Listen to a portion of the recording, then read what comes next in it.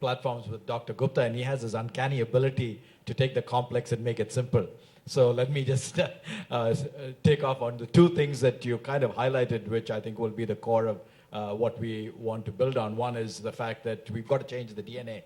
And Digital India is about changing DNA. It's not taking manual processes and just automating them, but it's a complete transformation of the whole approach to how we do business and conduct governance. That's the first thing. Second thing, he says, look, you've got to really invert the pyramid. You've got to take the bottom, put it on the top. That's pretty profound, because the late Dr. Prahalad taught us how to sell profitably into the bottom of the pyramid, and now we're talking about an inversion of the pyramid, of taking that bottom and putting it on the top. Those are really fundamentally sort of mind-altering situations, and let me then take off on that. First of all, I think what emerges is that when you look at where Honorable Prime Minister has set the goalposts for our country, I said you've got to have a sense of vision and a sense of excitement and a sense of passion of doing this. If over the next the next decade, India is to become the second or the largest economy in the world, it is not going to happen without us taking our rightful place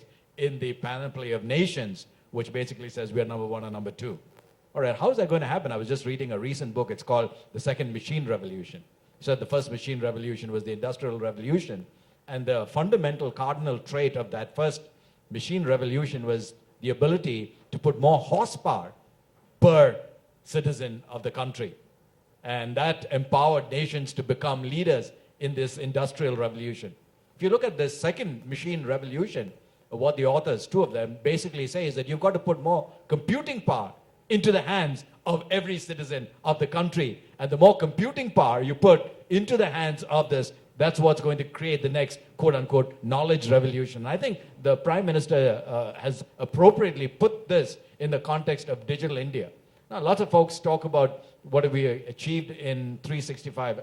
Anybody who's run a business, a large business at that, knows that if you can change the vision and the direction of a country or of an entity, you've done a great job.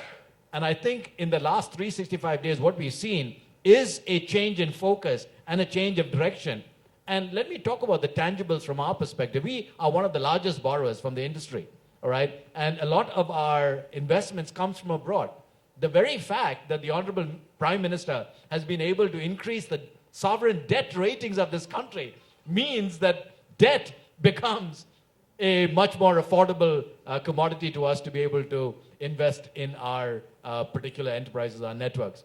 I mean, just take the just recent example. Honorable Prime Minister was in China, $2+ billion to invest in the starved networks that we have in order to go forward. So let's really understand that that vision is clearly something that we in the industry are very, very excited about. Digital India for us means basically saying let's connect the 1 billion plus people of this country on demand in terms of putting them on the internet, putting them on the network. Because in India, fortunately or unfortunately, however you see it, you only have one network. The rest of the world has 5 networks, right? You have a cable network, you have a landline network, you have a wireless network, you have a satellite network, you have private networks principally run by the government. Here in India, fortunately or unfortunately, we have one. So all of this demand and the success of what the Honorable Prime Minister talks about is going to ride on the success of how we manage rollout and create an open environment on our networks, which is the primary access methodology for the internet. All right, so we are very excited is what defines broadband. The rest of the world would start giggling when you talk about 512 as broadband definition. We've got to take that to 2 megabits per second for our citizens who want to enjoy it, because without that, you're really not going to have a great experience. We want to be able to connect over 500,000 gram panchayats over here through NoFan and take it end-to-end and be able to implement last mile through the mobile connectivity. All right, these are all tremendous targets that have been set for us. Also on the voice side, by the way, the voice revolution is not over. All right, we've got another 300 million folks who need to be connected. Where are they to be connected? Hard to reach places. Northeast, J&K, areas that are challenged in terms of the geography and in terms of getting our cell sites and coverage in there. But we have to do it, we must do it. Those are the imperatives that are there. The industry is very, very excited about what the Honorable Prime Minister has set as the goals for us. We want to do it, we're committed to it. Ask yourself the question, why would anybody in his right mind want to invest 1 lakh crores for some spectrum in India. If we were not convinced that over the next 2 decades or so, we would not have an opportunity to make a reasonable return on this and to make India continue the voice revolution that was introduced by the industry. So we're very excited about this. We want to go ahead. And what are some of the things that we are looking for? I think already we talked about spectrum sharing, spectrum trading. The DOT has referred that back. We've come back. The TRAI has come back. So we're looking for that. Enhanced M&A. Already we're talking about various combinations, simplification of M&A so that we can have the robust entities that can continue to make this thing go forward. We're talking about rights of way, and the government from the center has already come up with guidelines for towers and for right of way. We're working to make that a reality with the local governments. More and more local governments are getting involved because right of way has to have with land acquisition and that. We're working on rights of way in terms of that. We're working to simplify. The great thing that we're asking for is GST. Guys, GST has to happen because more and more, you can't have 5 and 6 lines to try and explain to the folks, after your bill, here's the 6 things that you have to pay by way of taxes. It confuses the end consumer. He doesn't know what his effective price per megabit or price per minute is, and he gets all confused. So we have to simplify for the sake of the citizens, for the sake of the business. GST has got to happen in terms of helping the industry move forward.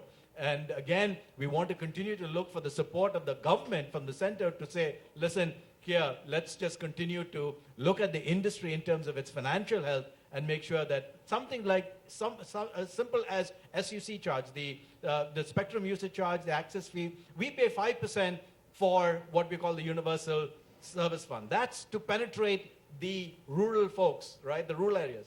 We penetrate the rural folks. We are one of the largest rollout mechanisms to penetrate the rural. Maybe the government should be looking at saying, look, let's incentivize the industry. For every, 50 gram panchayats or 100 gram panchayats or 1,000 gram panchayats that you cover, all right, we'll reduce your fee by 1%. This has been suggested. We need to look at that, get health back financially into the industry so that we have the surplus to invest in our networks, to make Honorable Prime Minister's vision a reality, and we're committed to that. Thank you.